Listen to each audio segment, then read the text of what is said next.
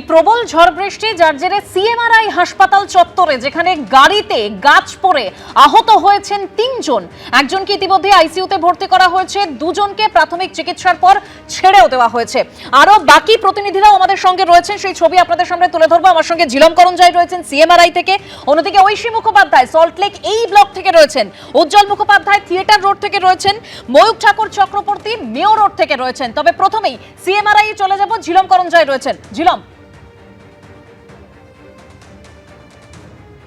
একদমই, যেটা তোমরা জানো যে 2:45 নাগাদ এই যে আচমকা প্রায় 88 কিলোমিটার প্রতি ঘন্টা গতিবেগে যে হাওয়া দেয়, তাতে সিএমআরআই হাসপাতাল চত্বরের মধ্যে যে ক্যাম্পাসের মধ্যে বহু গাছ আছে এবং কার পার্কিং আছে, সেখানে বেশ কয়েকটি গাছের গুড়ি ভেঙে পড়ে এবং সেই গাছ গুড়িগুলো ভেঙে গাড়ির ওপর পড়ে বিপজ্জনকভাবে, গাড়িগুলো দুমড়ে মুচড়ে যায় এবং তারপরে দেখা যায় যে সেখানে বেশ কয়েকজন রোগীর পরিজন তারা অপেক্ষা করছিলেন, তাদের মধ্যে 3 জন আহত হয়।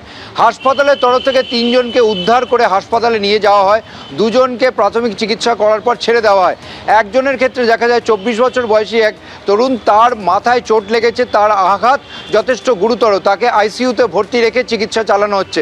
তবে যে গাড়িগুলো দুমড়ে মুচড়ে যায় সেই গাড়িগুলোতে কোনো ড্রাইভার ছিলেন না, যেটা জানা গিয়েছে। তারপরে যে কোনো গাড়ির ক্ষেত্রে যে গাড়ির চালক তারা বিল্ডিংয়ের ভেতরে গিয়েছিলেন রোগীর পরিজনের ক্ষেত্রে, আর কিছু ক্ষেত্রে দেখা গিয়েছে একজনের একটি গাড়ি দুমড়ে মুচড়ে গিয়েছিল, তার চালক স্বয়ং নিজে রোগী ছিলেন, তিনি ভেতরে ডাক্তারের পরামর্শ নিতে গিয়েছিলেন, পরে যখন বেরিয়ে আসেন তখন গাড়ির ওই পরিস্থিতি দেখে।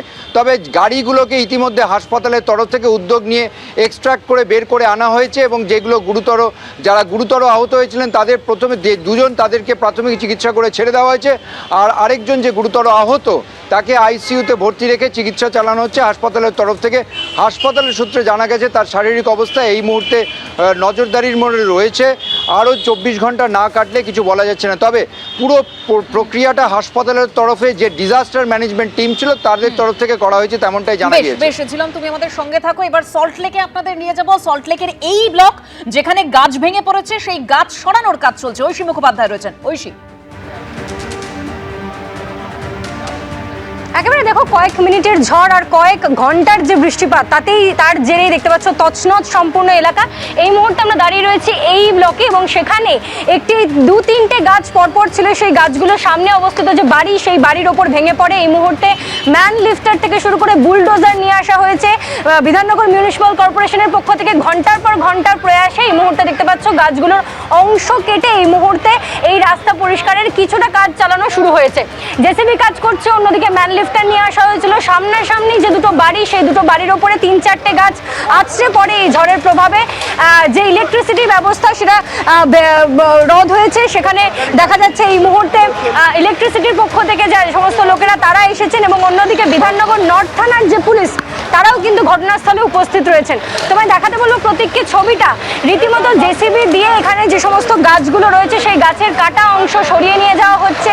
এখানে বিধাননগর মিউনিসিপ্যাল কর্পোরেশনের একাধিক কর্মী উপস্থিত রয়েছেন, তারা ঘটনাটার প্রায় দীর্ঘ 2 ঘন্টা ধরে প্রয়াস চালিয়েছেন। এই গাছ কাটার ম্যান লিফটার নিয়ে আসা হয়েছিল, তারই সঙ্গে কাটার দিয়ে গাছের টুকরো করা হয় অংশগুলিকে এবং তারপরেই কিন্তু দেখতে পাচ্ছ বুলডোজার দিয়ে সেই গাছের অংশ রাস্তার ধারে সরিয়ে নিয়ে যাওয়া হচ্ছে যাতে এই রাস্তা খোলা যায়। গত 3.5 ঘন্টা ধরে এই রাস্তা বন্ধ রয়েছে।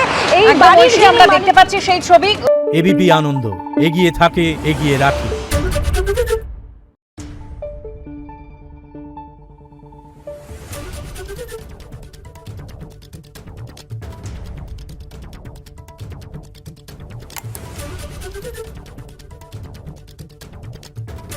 Thank you.